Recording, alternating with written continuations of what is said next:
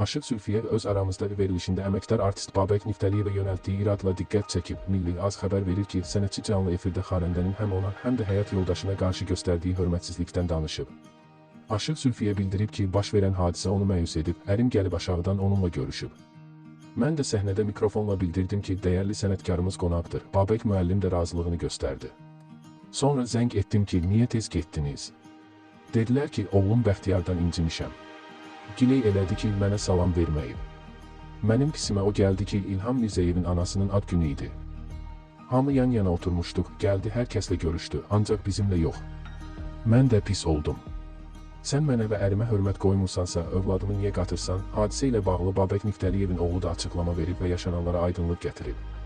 O, iddiaları belə cavablandırıb, mən restoranda sintezator ifaçısıyam. Alətdə ifa edəndə kim gəlirsə gəlsin, ayağa qalxıb masaya gedib görüşə bilmərəm. Hətta ifa bitsə belə, sonradan yaxınlaşıb görüşmək imkanım olmur, çünki ailə ilə, dostlarla gəlirlər. O cür situasiyada yaxınlaşmağa ixtiyarım yoxdur.